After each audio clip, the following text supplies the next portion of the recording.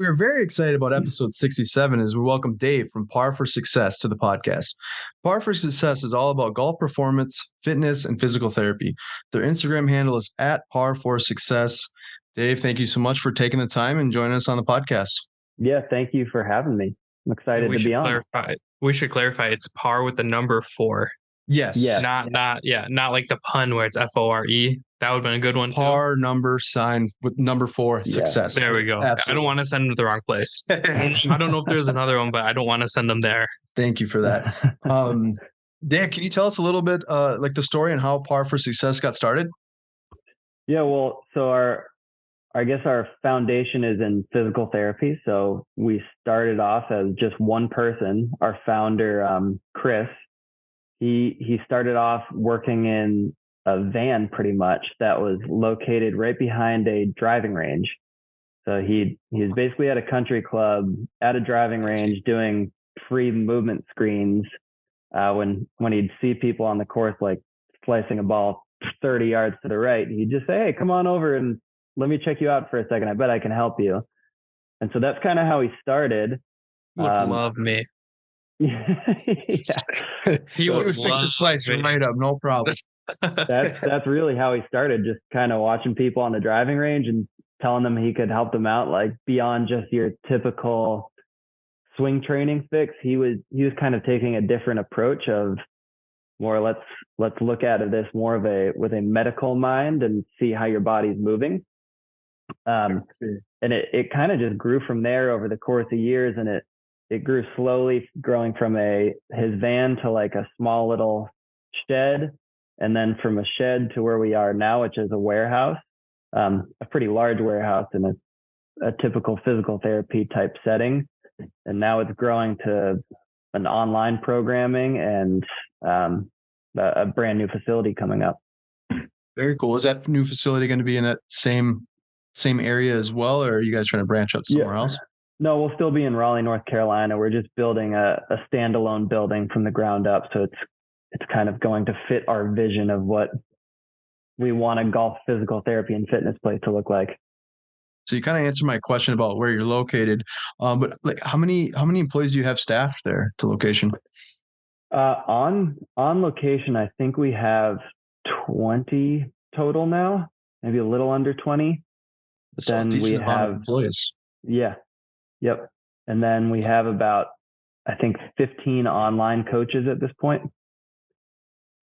So could you walk us through, like, I make an appointment, I come in, can you kind of walk us through like the steps of what kind of would take place? So like, hey, I have a bad slice. That's not a secret to anybody at this point. And if it is, I have a bad slice. Kind of, I walk in the door, what would happen? Sure. Well, what we would do is first just talk to you, like what are your goals related to golf? Because some people, for someone it's, I want to fix my slice and that's the only thing I care about. Other people are, I want to play golf as long as possible and that's the only thing I care about. So first thing is just establishing what your goals are as a golfer. From there, once we've determined your goals, we take most people through a golf performance evaluation is what we call it. So what we do is take a look at their mobility related to the golf swing. So there are certain movements we know correlate with specific positions that your body needs to reach in a golf swing. So that's one thing we look at. Another thing we look at is strength specific to golf. So both upper body and lower body strength outputs. And then on top of that, we have pretty sophisticated force plate sensors, and we have cameras set up so that we can actually take a look at your swing and just visualize how the things we saw with your mobility and strength reflect in your golf swing. And then we build a program from there. Okay. Very interesting. I like that. It's very cool. Like, who's your target audience? Is it like high school golfers, collegiate golfers? Is it for any like weekend warrior? What's the target audience? Demographic. I think demographic, I should say. Yeah. We definitely work with a lot of younger students who are trying to build strength and mobility to go play in college and potentially pro at some point. But I think our primary focus is just helping the amateur golfer. there's the professionals have their strength coaches and their trainers on staff that they can pay a lot of money. And while we want to help professionals too, I think our focus is really on how can we help just like the everyday golfer improve their game or get out of pain or whatever goal they're wanting to meet. That's really our demographic.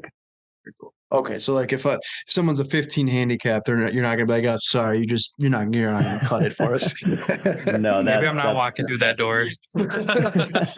That's probably the average of what we see is like the typical plays once or twice a week and just like trying to figure out what they can do to help.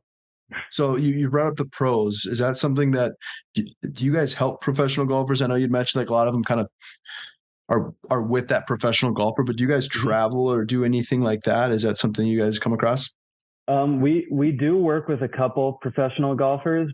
We're not traveling with them. What they'll do is really it's just a few of them that live in the area near us. We'll see them when they're in the area, like in their off season. If there's any specific goals they have, like improve strength in a certain area, or if they just need to hit the ball farther, we'll go through speed training with them. But then during the season, we do a lot of virtual coaching. So like if they have a gym at their hotel and they're like, what the heck do I do today? We'll spend an hour with them and go through like, okay, here's what we should address today. And so that's part of what a program is for like those professional athletes. It's really cool that it's like customized and personal based on the person. And I understand it has to be because we're all different golfers, right?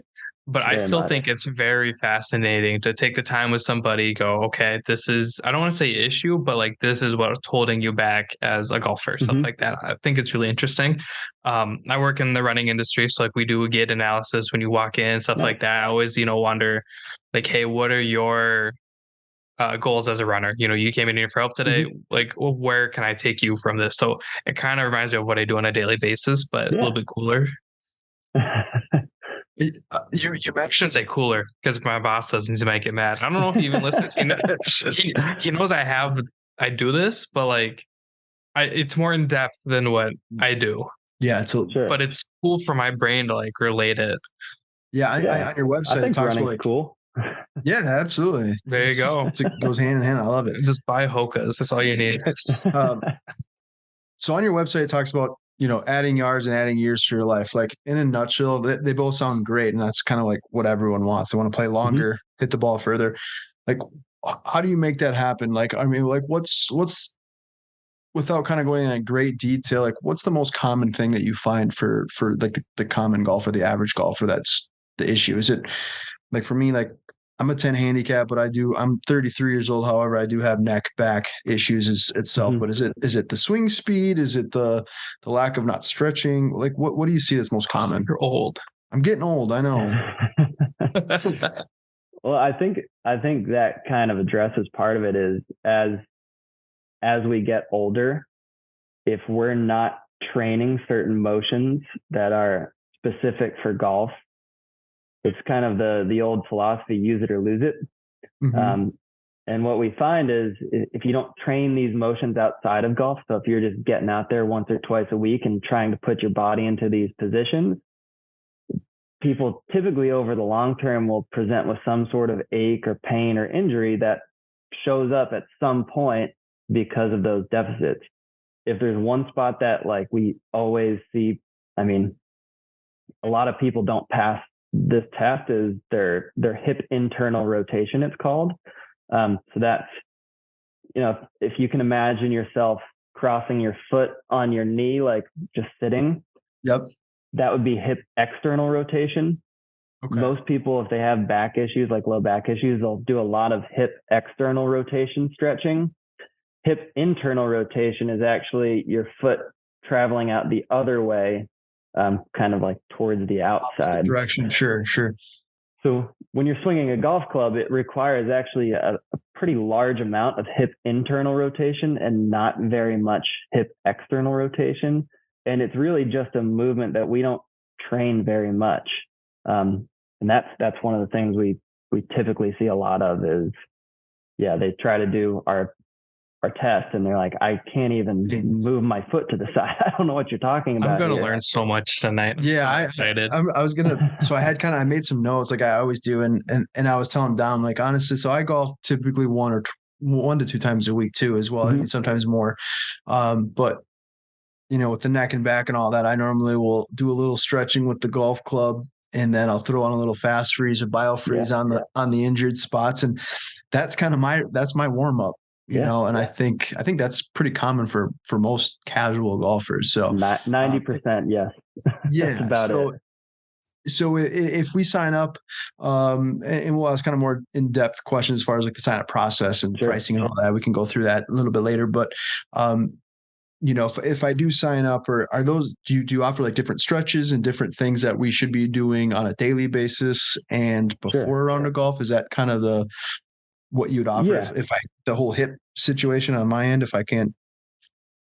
Yeah, so I think the one thing that we tell all people to do is just go online and take our free assessment, because that's where you can identify like, all right, this is where I need to stretch out right now. Like if your shoulder moves fine back here, well, we're not going to have you do tons of shoulder stretching to warm up. So the main thing is take the assessment so that all right, this is where I actually need to warm myself up, rather than going through like a mindless shoulder circle when your shoulder actually moves fine and your hip is the thing that really actually kind of needs to warm up a little bit. So it's very much assess and then treat that area where you assess that you have some sort of issue going on. So there are tons of different stretches. I mean, we could go through 100 of them, but the main point is you need to assess where you need to be stretched or where you need to warm yourself up, and then complete those exercises after that. It makes sense, because I'm kind of like, it's super hard for me to sit here and not. Yeah, like I'm ready to like start stretching right now. I know. Like, all right, just give me a couple of different stretches. But again, like kind of like creature of habit, like growing up playing sports, like as you're younger, I didn't stretch very much. But if I did, like in practice, it's like those same routine stretches. And it's like, well, you take that same kind of like philosophy like to the golf course, like you said, like you're stretching your shoulders and really your shoulders are fine. It could be your lower legs, could be your hips, your whatever it might be. And you're kind of not really doing much by stretching your shoulders in the morning. I love stretching. I think that was my biggest thing. Is that it is. And like, I always like when I was younger, I never really had any issues. So like, it was like, I could play basketball for 7 hours a day and do it constantly. And I barely stretched. And now that I'm getting older, I'm like, I really regret. I wish I would have stretched a lot more, because I'm not very. There's a stretch lab that just opened up across the street from me at work. And I'm like, I want to go in there, just tell them to like bend me like a pretzel and just leave me there for a little bit. Exactly.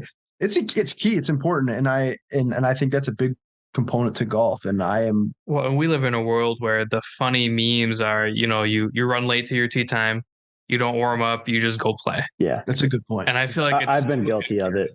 Oh yeah, we all have, but I feel like it's just too accurate that people rely on that and then they get hurt. Yeah, trying to like stretch while you're on the red light at the red light. Yeah, you're in the car, you know.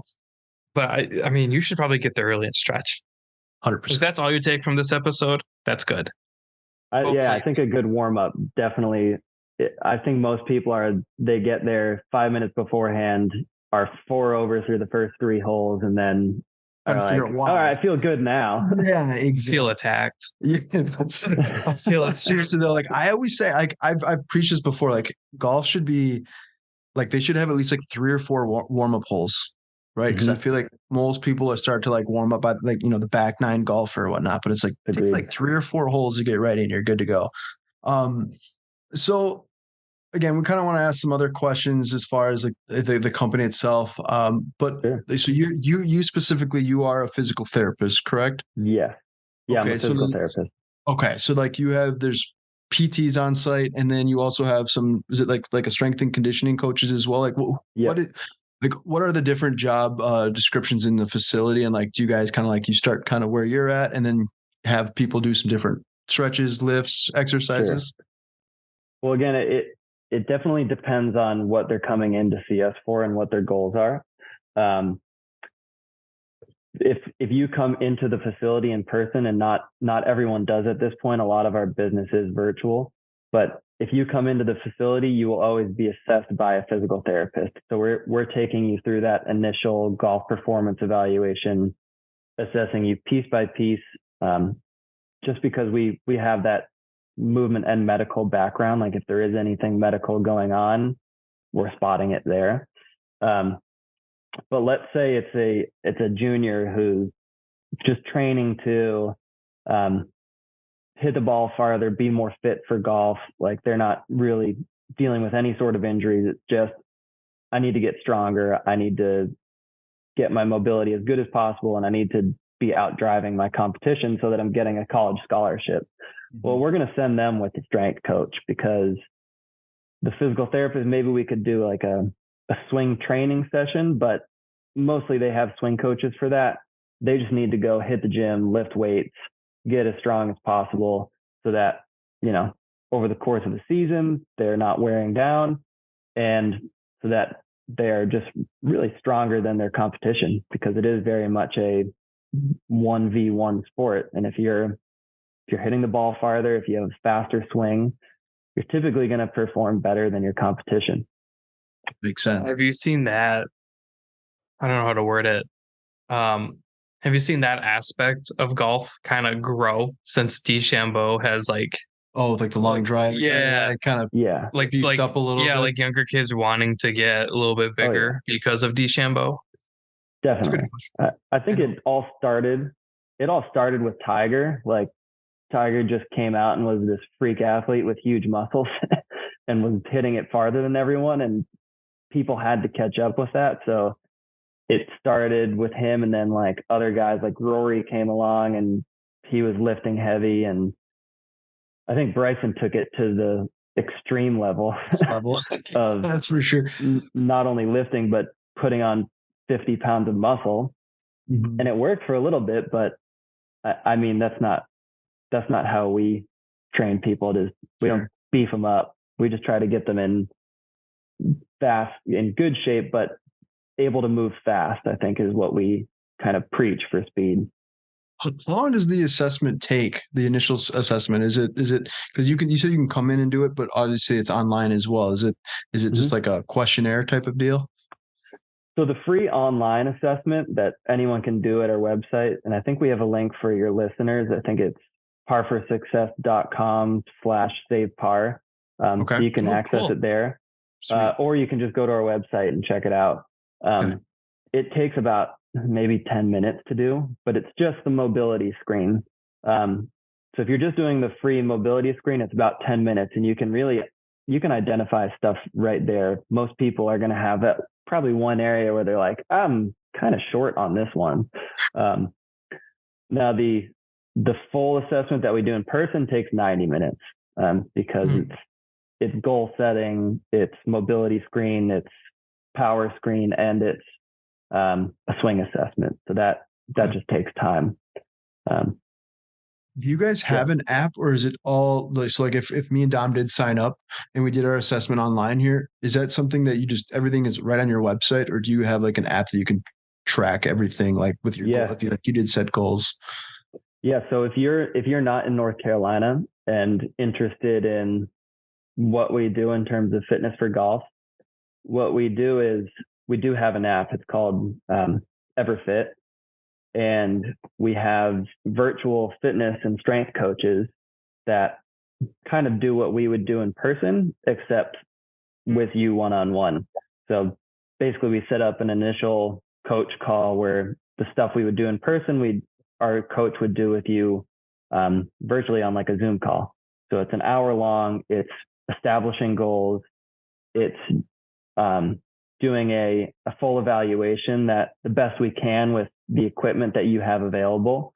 And then it's creating a program from that point on.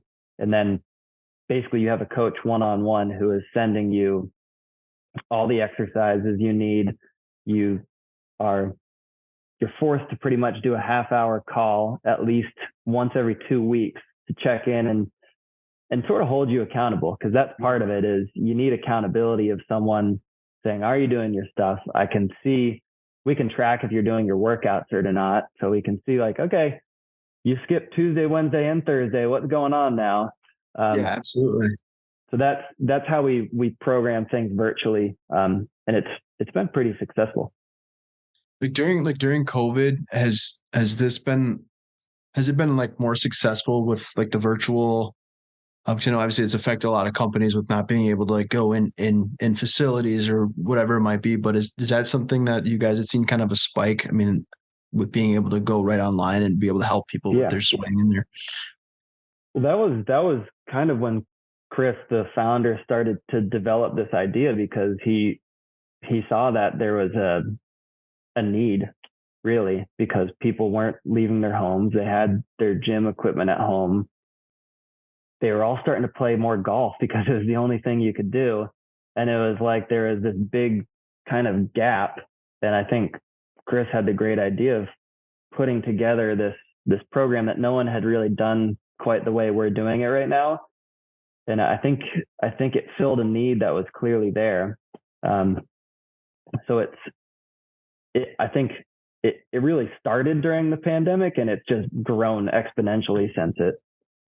Yeah, it seemed that you guys nearly have helped over 5,000 golfers. I think it was around. Yeah, it was like 4,800 or whatever. Yeah, it was over 4,800. But I think it's pretty cool that you have a little stat on the website. But yeah, that's pretty impressive. And you guys have been helping for, was it since 2000? What was the 13. year? It was 2013. Okay. Yeah. Very cool. Well, and it's nice that it's virtual because we don't live anywhere near North Carolina. Yeah, and that is the beautiful thing of like social media technology. I mean, you can literally reach anyone from anywhere in the world, really, which is very cool. I mean, we're doing the podcast here, and it's kind of, it's just kind of wild having people on from all over the place. So kind of wild to have a podcast. That too. Like sometimes I sit down and think about it. And I'm like, wow, yeah, what are we doing? It is very cool. So you're a physical therapist. Like, what is like your ultimate goal at Par4Success? Like, as far as, is your goal like trying to help everyone try to reach their goal? I mean, what is your like personal goal, and like what is the future goal for Par4Success? Like, you guys want to put more branches throughout the United States? Is that something that that's on the map? What are your thoughts on that? I think as a company, our goal is really to just help as many golfers as possible. I don't know if the decision has been made to be branching out yet, but our goal is whatever way we can reach as many people as possible and help them. That's really what our mission is. So I don't know if there's been decisions on how best for us to accomplish that, but I think the virtual programming is allowing us to do that right now. And that's, we're devoting a lot of resources to that right now. For me personally, it's just to help as many people as I can come into contact with, because I'm only one person. So I just want to, one, help the people that I do work with and make sure that, one, they're either getting out of pain, or two, reaching whatever other goal that they want to accomplish. I mean, I am a physical therapist, so I do see a lot of pain. But beyond that, I just want to help people reach that point of their golf game where they're just enjoying it. Because you see a lot of people who come in and they've, for whatever reason, hit the point where it's not as fun for them anymore. And to me, it's, if I can change that for them, that's the most rewarding thing.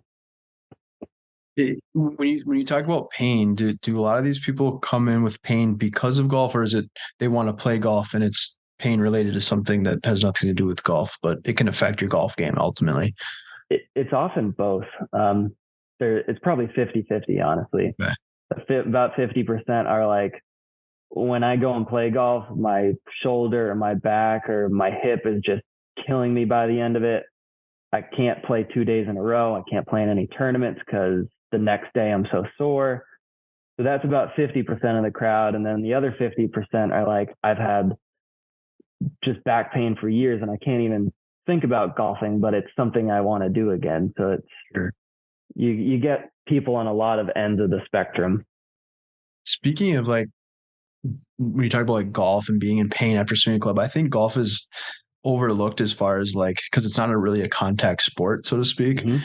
But if you think about it, like the amount of golf balls that, I mean even high school, college golfers, and obviously the professional golfers, like if I could golf every day, I would say like I would golf every day if I could. But if you think about it, like there's so much wear and tear. Like it's a sport known to be able to play like your whole life, if for the most part, right? And that's kind of the whole goal. Mm-hmm. But for these professional golfers, I think it's so overlooked of like all the practice rounds they play, all the range balls they hit. I mean, walking the course and doing all the dumb stuff with your buddies, or that too. That too.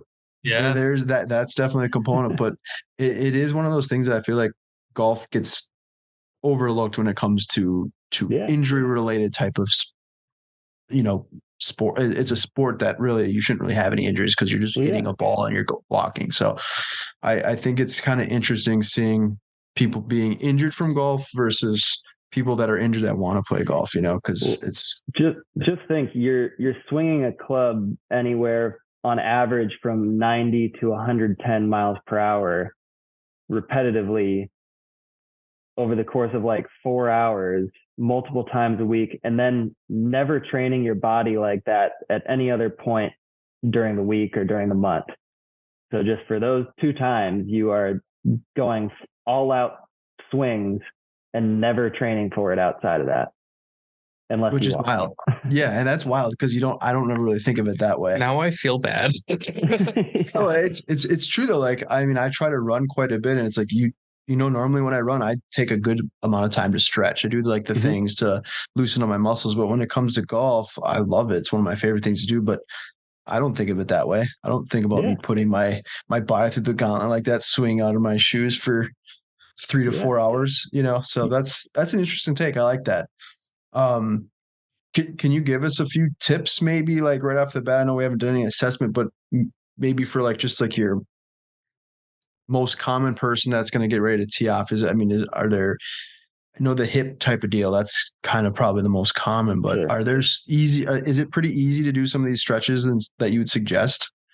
The stretches are very much, I don't know if I would always do them as like a warm-up type movement, more as I would want people doing them every day.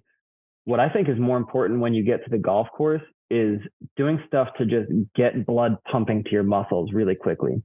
So easiest thing you can do is, instead of like walking, grabbing your cart, loading your stuff, and then heading right to the tee, if you can just do like a 5-minute brisk walk in some area that pumps your heart rate up and gets blood flowing to your extremities, that's the easiest thing you can do to feel better when you tee off on the first tee. And I don't think anyone really does it. You know what we could do? You know you're gonna see Derek and I with a beer and a hot dog. Just no, you should take this slogan. You just park in the furthest parking spot possible to the clubhouse, so you can honestly you should. Right? Yeah. So then and don't drive the cart up to it. Actually, take your bag, walk it up. Interesting. I like that take. Now I'm going to start parking, and Don's like, "What the hell? Why are you parking so far away?" No, I need my brisk walking because I'm here. I can't question it because I'm a part of the conversation. Getting my walk in. That's a good answer. I like that. Old man. I know. I'm trying to keep these joints and muscles and all that flowing. So I'm trying to be able to continue. I am an athletic specimen. I think there's also like, if you bring a resistance band and you do just like a pull apart like this, warm up your upper back muscles, and then maybe just do like 10 body weight squats and warm up your leg muscles. I think really when you're at the course, the biggest thing is get your muscles actively warmed up. Sure. Whereas some of the stretching is actually better like after the round, days in between rounds, so that you're training your body to be mobile for that day that you do get to the golf course. See, my friends are dumb and would somehow sabotage my resistance bands, so then they'd snap. Like just put a little slit. Yeah, and they'd be like dumb. And I could see my friends doing that. I love them sometimes. So I also wanted to kind of mention, because you guys have been named Golf Digest Top 50 for golf fitness training, and then also you guys were like I believe you were in a for the World Golf Fitness Summit. I believe you guys, I think, spoke at that as well, which was hosted by Titleist. Can you kind of explain a little bit about that? You guys do a lot of different golf related expos or anything like that where you're putting out as much knowledge and information as you can possibly? I think in the last year, we've tried to put more of an emphasis on that because we do realize now that there's not really many other businesses or people doing what we're doing. So we're trying to spread the word like, hey, this is something that can help you. Please listen to us. So in the last year, we've really tried to up the amount of speaking we're doing. Our boss, Chris, works pretty closely with TPI. So he's, if you're aware of it, Titleist Pro Instructional Institute. He's doing a lot of collaboration work with them to try to share some of our knowledge and data with them. And we're really just doing as much as we can to spread the word. So going on podcasts and holding webinars. Really, anytime someone wants to listen to what we have to say, we'll talk into a microphone. Absolutely. No, that's awesome. And again, I think like for me, I'm normally in the low to mid 80s, depending on the day. But I think that this is something that doesn't get talked about very often, and I think that's one of the main reasons why we're glad to have you on and talk about this, because we've always mentioned this on our podcast. We like to kind of get different aspects of the golf game, and whether it's a manufacturer or golf company of clubs, putters, whatever it might be. But this is one of those things that we're only getting older. We're not getting any younger. And unfortunately, our bodies do tend to break down sometimes quicker than we want them to. And I feel like this is something that definitely gets looked over and could, shave some strokes off the game for sure, especially if you're feeling better. I mean, it's nothing worse than playing golf and you just have like a sore shoulder or whatever, lower back, whatever it might be. So I think this is fantastic. And the fact that you guys have the virtual option, I think that's very cool. Do you have like a package plan? Like how does your prices work as far as if somebody, like if me and Dom did want to sign up, is it, because I know you'd mentioned like they try to kind of keep on top of you to make sure that you are actually doing your exercises and stretches. How does that work? Yeah. So what we do is if you're interested in virtual programming, what we do is set you up with just a free call with one of our golf performance coaches, who just goes through part of the assessment with you, similar to like the free screen, and pretty much tries to figure out your goals and see if you're a good fit for what we can offer. Because there are a lot of different programs that range in price from like $40 a month to like, I don't even know, $100 a month. Okay, so it's kind of a wide variety of range. It depends on what you're looking for and how many touch points you're going to need. And we really, if you do sign up with us, the main thing that we ask is that you give us 3 months to work with you, because we know change doesn't happen overnight. It takes a few months to build on it. And if you don't give us that time, then you're not really giving us your best effort for what we know we can do to help you. So we always say you have to give us at least 12 weeks, no matter what thing you decide to sign up for, whether it's the cheaper option or the one where there's more one-on-one coaching. And we go from there. If you want to continue on with that for a whole year, 2 years, you can pretty much sign up for whatever you want. And it's the programs just vary based on what your goals are. Interesting. And for the most part, I would say probably, for me, like if I'm going to sign up, the main thing is with my shoulder and my neck pain and all that. Like obviously I want to get my swing speed up and hit the ball further, just like everyone else. But I would imagine if you do have more pain than just trying to get swing speed, that's probably going to be a little bit more of a longer type of deal, I guess, depending on how your body, reacts to that. But do you tend to see people that are having more injuries go a little bit longer just because it does take a little bit more time for them to? Yeah, there's definitely more of an easing in process for people who have had like a history of injury. The really great thing about what the virtual programming offers is because we're a company kind of with physical therapy at the forefront. All of our virtual coaches are strength trainers, but they have access to the physical therapists. So like if something ever popped up where a movement wasn't feeling right or someone were to like tweak something during their programming, the coach calls up the physical therapist connects with the client and makes sure that they're feeling okay with the part of the program they're on, and we're able to consult and regress and progress a couple things based on how they're feeling. So there's a nice touch point there if any sort of like pain thing does arise.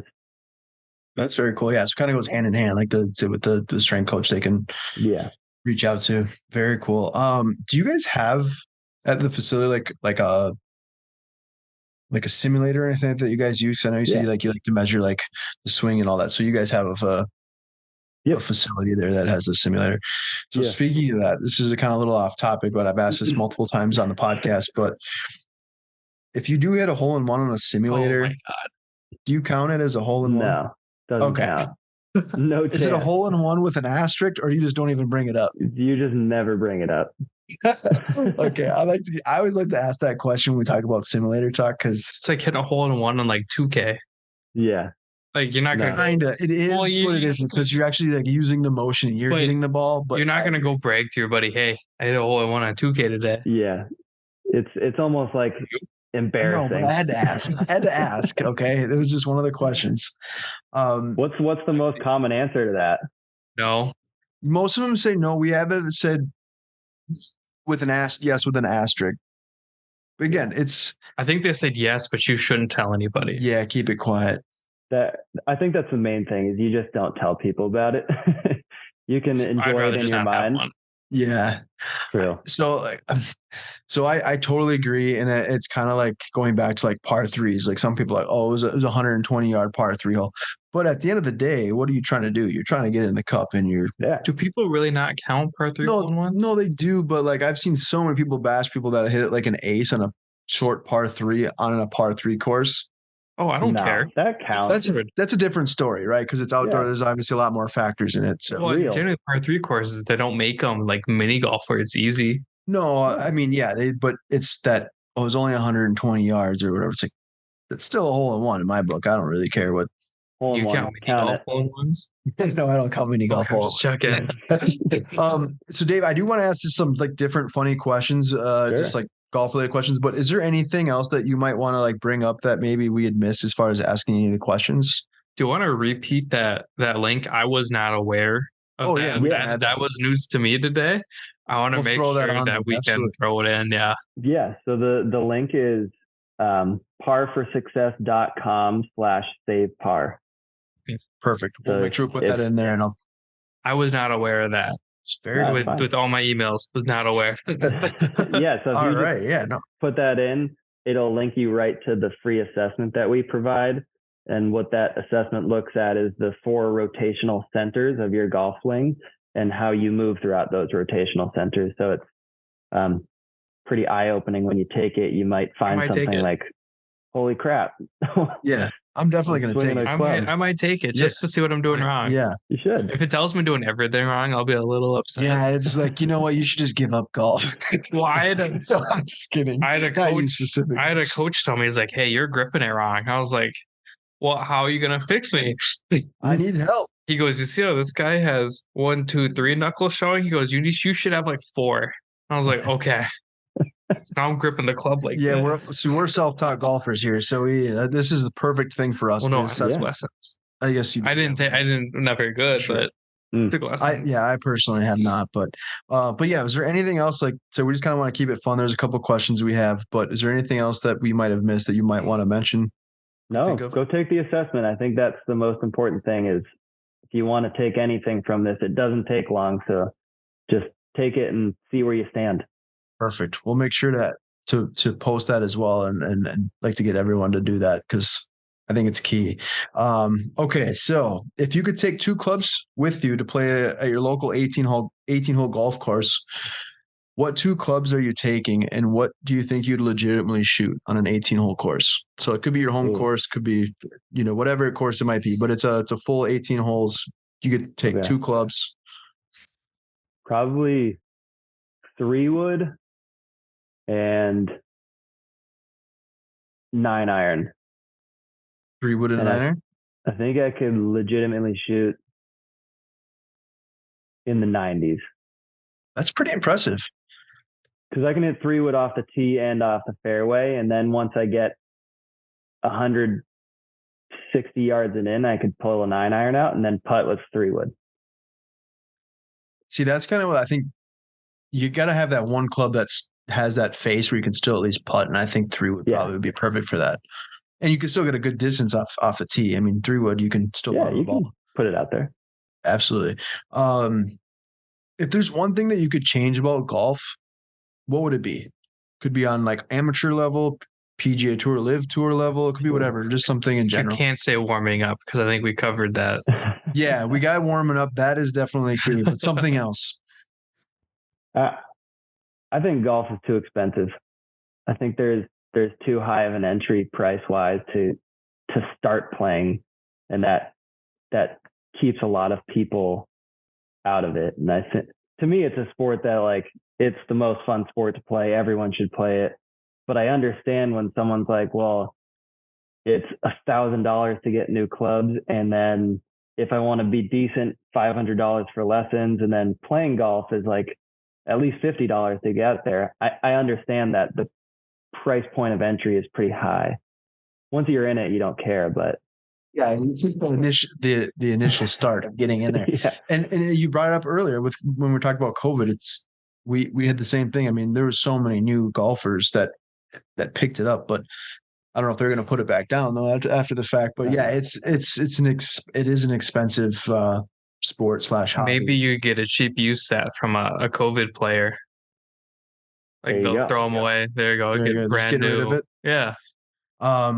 What is your favorite go-to golf snack? Ooh, I mean, snack or like meal? Let's go both. I want to hear both. Yeah. Snack and what? Right. Yeah. What are you sneaking in? Okay. Yeah. Like if you're getting a snack and then you're gonna get something at the turn, what are you grabbing? Well, snack. I always bring just like a little protein bar for a snack, so that I guess that it's just easy and I can put it in a wrapper and it's easy to eat. But meal is always hot dog. Oh, it's hot dog. 100% of the time. All right, so I'm definitely in the minority. I'm pretty much just a plain hot dog guy. What do you put on your hot? What's on your hot dog? He eats them naked. Well, that's weird. Oh, thanks, Dave. I appreciate it. But hey, you know what? I don't have to worry about staining my shirt. I literally got a little hot dog tray. I know. That's just me. But I want to hear what do you put on your dog? I mean, if it's just like the basic run of the mill condiments, I'm going ketchup and mustard.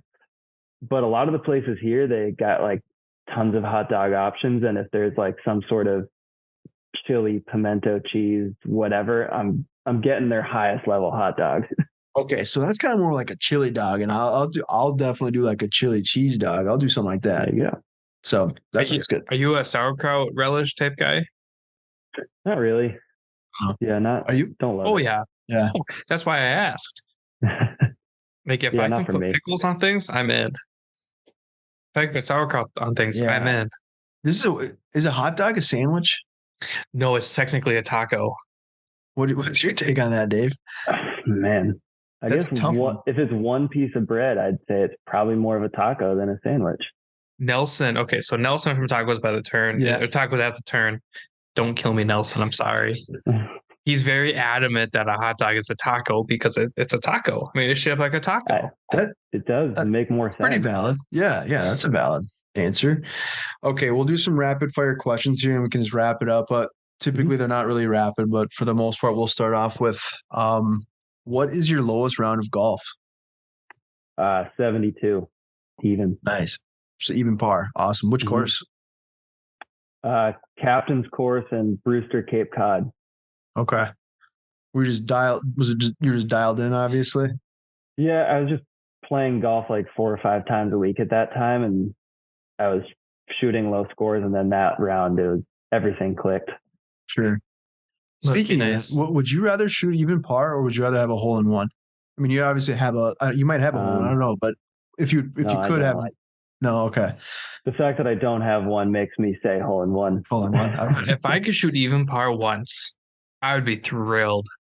See, I think I would almost rather take the even par too, because I mean, for just like an avid golfer like us, I think Yeah. that's almost more. Well, I mean, impressive. I've seen you shoot like a 70, whatever. Shot at 75 was my lowest run. I was dialed in Wow, too, but that's good. Yeah, but You again, broke 90 once. So I think I would like to, yeah. See, I'm proud of myself. I would like to shoot even par once. I think that'd be super cool. I could live without a hole in one just because I think most people do. But if I could be like, yeah, I'll shoot even today, I think I'd be pretty happy. so with that too, like you could double bogey a hole and then you could just go on some weird tear. Oh yeah, you could 32 holes. you could get like a weird albatross, which might even be cooler than a hole in one. That would be. It is cooler. It's more skilled too. Yeah, 100%. It's a more well-rounded game. Pants or shorts on the course? Shorts. Shorts. Hat, bucket hat, or no hat? Trucker hat. Trucker hat. Oh, I like that answer. Okay, we haven't had that answer. What driver is currently in your bag? TaylorMade M2 from 2018, and it sucks, and I need a new one. What is your favorite style of course? Link style or traditional? Traditional. Traditional. Yeah. I don't know if you're a shoe guy, but I kind of kept this in because we had a shoe person on last time. But like, what is your favorite golf shoe to wear? And if you are a shoe guy, what would be like one of your favorite? Like, what would be a shoe that you'd love to have? A golf shoe, whether it's like a Jordan type of shoe. What's the Vipers that like the twist that tighten around your foot with the twist knob? What are those called? You're talking about The boa. The boas. That's what I want. I'm very much like, I'm not going to spend a lot of money on my golf shoes, so I'll get the thing that's on sale at Dick's Sporting Goods.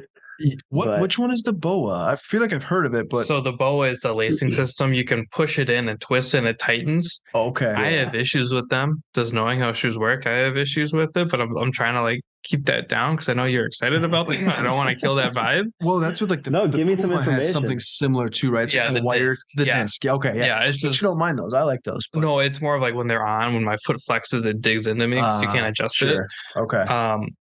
Boa has a patent on it because they use like, I don't remember the terminology, but it's supposed to be like airline strength aluminum and gotcha. Yeah, because wires. Got it. Interesting. Yeah, Boa's a brand. Okay. Yeah. I just think they look cool. Yeah, they're sweet. The convenience is just you twist it and you pull it and you're out. They're sweet. Early morning golf or twilight golf? Twilight. My guy. I love summer nights when it gets dark at 9 p.m. and you go out at 5 and the course is empty. It's my absolute favorite time to play. Okay. See, I like that. We asked this question a lot. I'm an early morning golf guy, but I do like twilight. Don't get me wrong. But my biggest issue is that when it isn't in your situation, like if it's just, there's no one there, like I find it sometimes that I play better like at night, but then there's like several people ahead of me and I know I can't finish. So that's the one reason why like I don't really care for twilight. But if you get it like in the peak season when it's stays light till like 9:30 in the afternoon, then you're fine. But not like here when it's dark at 4. Exactly. What is your favorite club in the bag right now? Probably the 3-wood. 3-wood? Yeah. I just got that thing dialed in right now, so it feels good. I honestly thought you were gonna like say something like it's like a swing aid trainer or something. My warm-ups. No, I'm just kidding. What kind of 3-wood? It's like a 2015 TaylorMade burner that I had reshafted, and I don't know, I just crush it. So that's all that matters. If it works, man, why change it, right? I won't change the 2015 TaylorMade burner, but the 2018 M2 I want to throw away. Gotta go. Yeah. Favorite golfer? I mean, beyond the obvious, Tiger. I'd say swing wise, I love Morikawa's swing. I think his swing is just perfect. Just as like fun, I like Rory. I'm always rooting for him when he's in it. Same. I would guess you're like a Scheffler guy. I just don't love his swing. Yeah, he does. Kind of weird. I think Rory's probably got like the most in my personal opinion. I think Rory's swing is probably my favorite. If I could like, it's so good. Replicate something. When it's so short and compact. But Colin, oh yeah, Colin's swing is also fantastic. I like Colin. He's a stud. What's your like the favorite golf course that you've played? Good question. I played Pinehurst number 2. That was pretty spectacular, but I played it in a hurricane. Oh wow! So it wasn't like the best conditions. Yeah, it was like so difficult, and like it's already the hardest course ever. Pinehurst number 2, and 30 mile per hour winds made it 10 times harder. The greens are literally like lightning fast, aren't they? Yeah, but the thing is, it was raining and wet, so the greens were not that fast. It was just the wind was insane.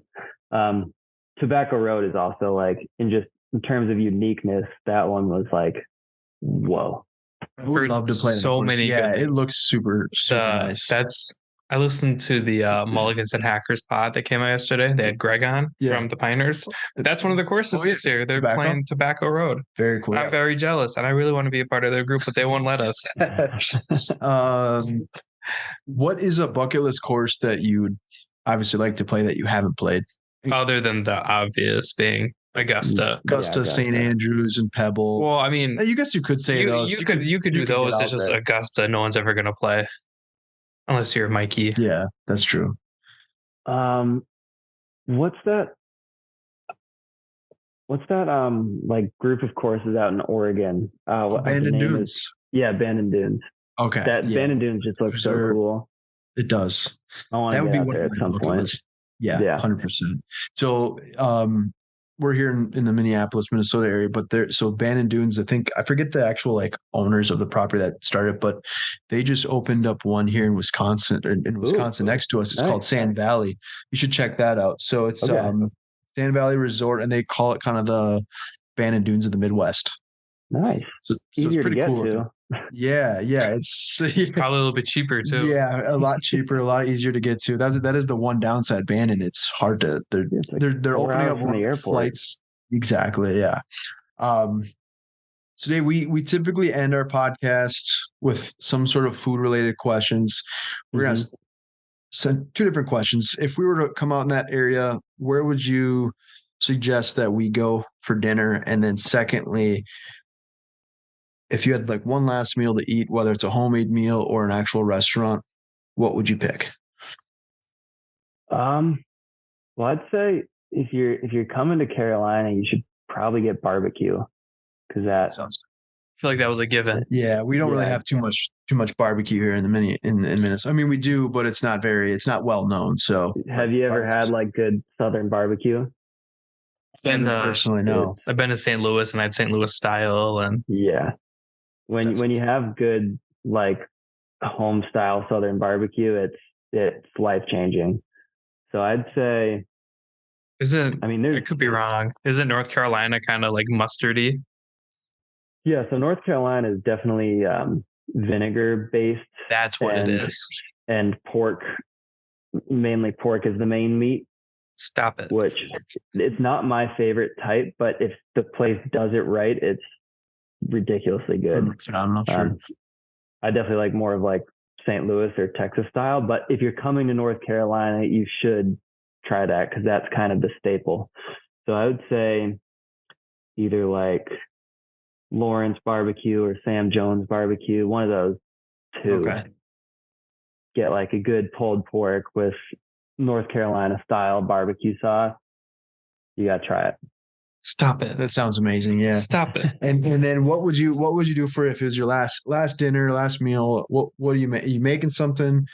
Having a homemade meal, going out to a specific restaurant? Are you DoorDashing it? I don't know. DoorDashing, order as much. Definitely not DoorDash. Somebody just eat like a bone to pick with them. No. Yeah. Honestly, like as as fancy as it can possibly get, in the end, I just like a good old fashioned cheeseburger. So I'd probably, where would I want it from? That's the question. I don't know. I can't think of the exact cheeseburger I'd want, but it would definitely be a cheeseburger and French fries. What kind of French fries do you like? Or is it like? 'Cause I know like there's like, I guess it all depends on where you go, but like, do you like the sweet potato fries? No. Thank God. Okay. Yeah. Those are I mean, tasty. I love sweet potato fries, but I like normal fries. But I mean, then there's like curly fries. There's all sorts of different types of fries. So I didn't know if you're Yeah. getting like the Ooh, or standard American fries that are just like your tots. Because I think If you tots have- are good. I think tots are like up. pots or money too. Yeah.